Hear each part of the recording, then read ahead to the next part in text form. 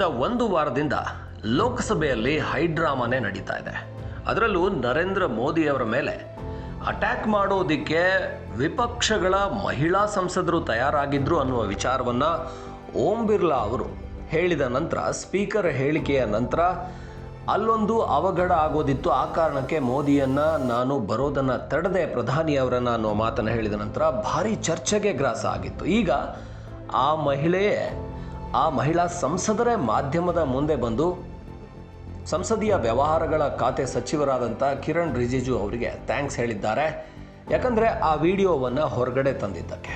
My thing is actually, generally there is a convention in the house that this kind of things should not be put outside the house in a public domain.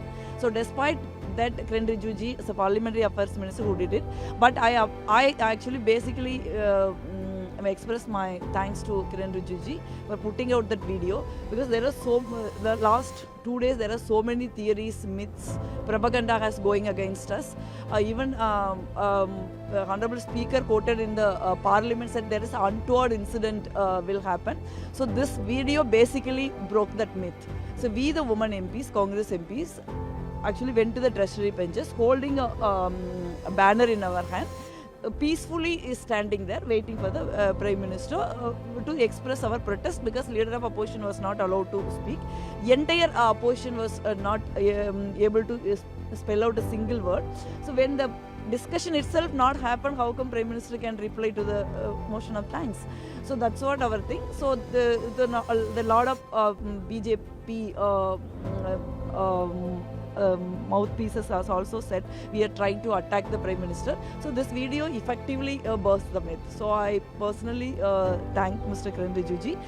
ಲೋಕಸಭೆಯಲ್ಲಿ ನರೇಂದ್ರ ಮೋದಿ ಕುಳಿತುಕೊಳ್ಳುವಂಥ ಜಾಗಕ್ಕೆ ಬಂದ ಮಹಿಳೆಯರ ಗುಂಪು ಪ್ರತಿಭಟನೆಯನ್ನು ಮಾಡ್ತು, ಒಂದು ಪೋಸ್ಟರನ್ನು ಪ್ರದರ್ಶಿಸ್ತು. ಅಲ್ಲಿ ಗಿರಿರಾಜ್ ಸಿಂಗ್ ಕೂಡ ಇದ್ದರು, ಕೇಂದ್ರ ಸಚಿವರು. ಅವರು ಕೈ ಮುಗಿದು ಕೇಳ್ಕೊಂಡ್ರು ಕೂಡ ಅಲ್ಲಿಂದ ಮಹಿಳಾ ಸಂಸದರು ಹೋಗಲಿಲ್ಲ. ಅದಕ್ಕೆ ಕಾರಣ ಅನ್ನೋದನ್ನು ಈ ಜ್ಯೋತಿಮಣಿ ಕರೂರ್ನ ಸಂಸದೆ, ಕಾಂಗ್ರೆಸ್ನ ಸಂಸದೆ ಅವರು ವಿವರಿಸಿದ್ದಾರೆ. ನಾವಲ್ಲಿ ನರೇಂದ್ರ ಮೋದಿ ಎದುರು, ಹಾಗೆ ಸಂಸದೀಯ ವ್ಯವಹಾರಗಳ ಖಾತೆ ಸಚಿವರು, ಹಿರಿಯ ಮಂತ್ರಿಗಳ ಎದುರು ನಮ್ಮ ವಿಪಕ್ಷ ನಾಯಕರಿಗೆ ಮಾತಾಡೋದಕ್ಕೆ ಅವಕಾಶನೇ ಕೊಡಲಿಲ್ಲ ಅಂತ ಹೇಳಿದರೆ, ನೀವು ಬಜೆಟ್ ಬಗೆಗೆ ವಿಪಕ್ಷಗಳ ಪ್ರಶ್ನೆಗಳಿಗೆ ಏನು ಉತ್ತರ ಕೊಡ್ತೀರಾ? ಹಾಗಾಗಿ ಮೊದಲು ನಮ್ಮ ವಿಪಕ್ಷ ನಾಯಕ ರಾಹುಲ್ ಗಾಂಧಿ ಅವರಿಗೆ ಮಾತಾಡೋದಕ್ಕೆ ಅವಕಾಶ ಕೊಡಿ ಅಂತ ಹೇಳೋದಕ್ಕಷ್ಟೇ ಅವರ ಮುಂದೆ ಹೋಗಿದ್ವಿ. ಇನ್ಯಾವ ರೀತಿಯ ಅವಾಂತರ ಅವಘಡಕ್ಕೆ ಅವಕಾಶ ಇರಲಿಲ್ಲ. ನಾವು ಪೋಸ್ಟರನ್ನು ತೆಗೆದುಕೊಂಡು ಅವ್ರ ಮುಂದೆ ಹೋಗಿ ಪ್ರತಿಭಟಿಸೋಕೆ ಹೋಗಿದ್ವಿ ಅಷ್ಟೇ.